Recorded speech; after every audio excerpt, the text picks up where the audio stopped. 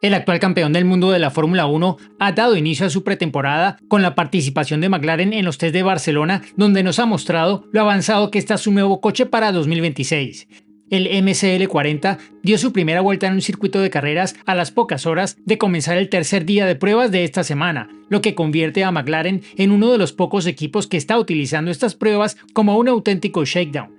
McLaren ya se había comprometido a un tardío debut en pista para aprovechar la prueba que se llevaría a cabo durante 5 días en los que los equipos pueden rodar en 3 de ellos. Quería disponer del mayor tiempo posible para el desarrollo, por lo que optó por no probar su coche en un día de rodaje antes de Barcelona ni apresurarse a salir a la pista. McLaren había barajado la posibilidad de rodar el martes, pero finalmente decidió no hacerlo y dedicar más tiempo a preparar el coche y realizar los últimos ajustes, una decisión que se vio favorecida por las lluvias que interrumpieron la segunda jornada. Pero al comenzar el miércoles y unirse a la sesión un par de horas más tarde, McLaren se ha dado menos flexibilidad que los demás para el resto de la semana, por lo tanto era esencial tener un buen primer día. Una vez completadas las primeras vueltas de instalación y las comprobaciones, McLaren se puso rápidamente manos a la obra y Lando Norris afirmó que resultó ser un día bastante bueno. Norris completó 76 vueltas, lo cual fue un resultado sólido dadas las circunstancias, aunque el equipo Mercedes logró la impresionante cifra de 183 en su segundo día completo de pruebas, algo que casi igualó en su día final. McLaren se mostró muy satisfecho con el buen rendimiento del coche en su estreno y el diseñador jefe Rob Marshall afirmó que no hubo problemas graves ni nada realmente preocupante inicialmente, pero sí lo hubo en el segundo día. El rodaje de Oscar Piastri este jueves terminó prematuramente debido a un problema en el sistema de combustible de McLaren, lo que obligó a desmontar completamente el coche para identificar el origen del fallo. Solo completó 48 vueltas, lo que supone solo un tercio de lo que Mercedes ha estado logrando cada día. No es un golpe tan dramático como, por ejemplo, el accidente de Red Bull al final del martes, pero como señaló el director técnico de rendimiento Mark Temple, cada minuto de tiempo en pista es valioso en una etapa tan temprana de la temporada. McLaren ha señalado que algunos competidores ya están estableciendo un listón muy alto en cuanto al rendimiento, por lo que es consciente de que esto podría dejarlo rezagado con respecto a Mercedes, algo que veremos más adelante en este video. Así comenzó la prueba de McLaren. Pero, ¿qué hay del coche?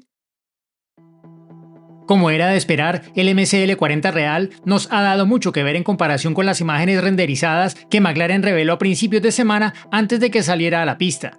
Este coche se ha beneficiado de un tiempo de desarrollo adicional y McLaren pretende que la versión con la que compita en Australia se acerque más a las especificaciones de lanzamiento que las de los otros equipos. Esto se nota claramente en algunas partes del coche. La parte delantera, por ejemplo, tiene un diseño más estrecho en la punta que el que hemos visto en otros modelos y aunque el morro está montado en el plano principal, como la mayoría de coches excepto Mercedes, la forma y altura de la punta permiten que haya mucho flujo de aire bajo la parte central del coche hacia el piso. Conseguir esa forma de morro, que sin duda ahorra algo de peso y tiene un impacto aerodinámico, no habrá sido tarea fácil. Aunque es bastante difícil ver el perfil debajo de la nariz, parece que tiene forma de V, con el punto de quiebre en el lateral y lo que parece ser la sección inferior del piso. Esto abre la zona situada debajo del morro, lo que proporciona más espacio a la sección central del alerón delantero y permite un flujo de aire de mejor calidad hacia la parte central del piso. Y hay más detalles interesantes con lo que nuestro exdirector técnico residente Gary Anderson ha bautizado como paletas quitanieves que tienen un perfil ligeramente diferente, además de lo que parece ser el brazo actuador para la aerodinámica activa del alerón delantero. Un cambio evidente con respecto a las imágenes renderizadas es que el McLaren luce un amplio plano horizontal en la parte superior de los endplates. Otros equipos tienen un apéndice similar y será interesante ver cuál es la postura de la FIA ante un tratamiento tan agresivo del alerón delantero, ya que claramente influye en la estela, algo que los responsables de las normas quieren evitar, ya que dificulta el seguimiento de los coches que van detrás. Esta aleta ayudará a dirigir el flujo de aire hacia abajo, hacia lo que se denomina la zona de salpicadura del neumático, donde el giro del neumático fuerza el flujo de aire alrededor de su zona de contacto con la superficie de la pista.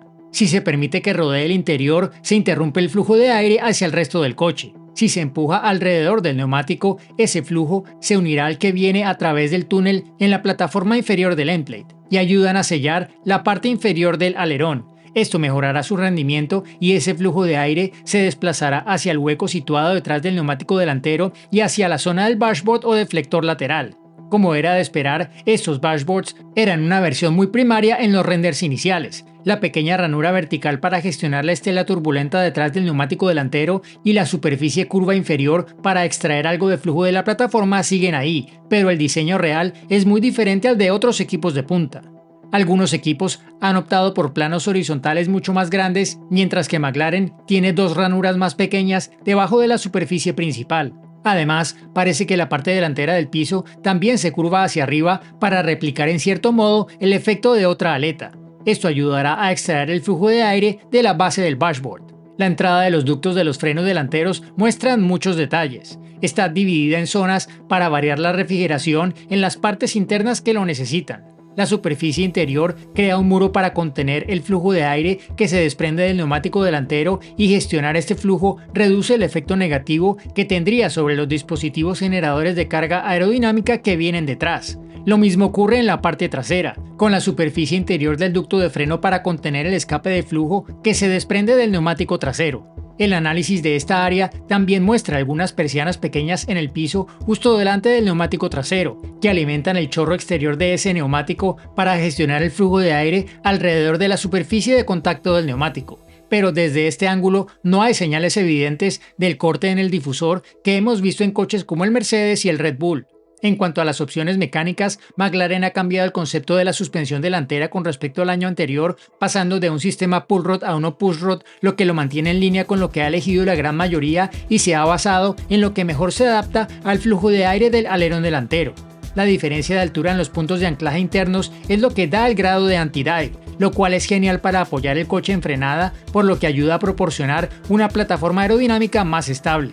Pero tiene un impacto en cómo responde la parte delantera y en la sensación que transmite a los pilotos, y con esta diferencia de altura, el anti-dive es considerable, probablemente incluso más que el año anterior, cuando Norris pasó el primer tercio de la temporada luchando por sacar el máximo partido del coche de forma constante.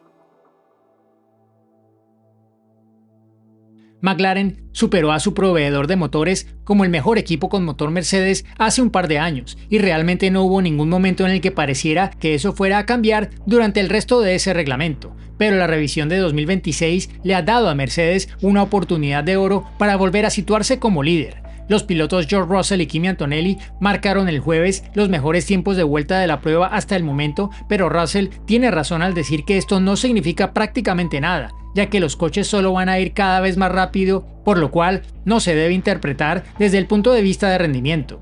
Se trata más bien de lo que los equipos quieren obtener de esta prueba: fiabilidad y comprensión. El Mercedes W17 está demostrando ser un duro rival a batir para cualquier otro coche, no solo para el MSL40.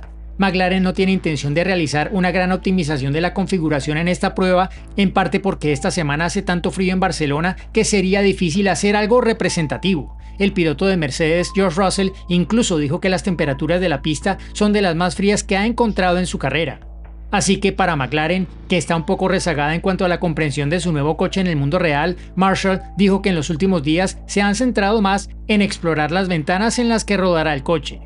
El MSL40 ha debutado con bastante rake, donde la altura trasera es, en términos relativos, mucho mayor que la delantera. Esto básicamente desapareció en la era del efecto suelo, ya que esos pisos exigían que el coche rodara lo más cerca posible de la pista.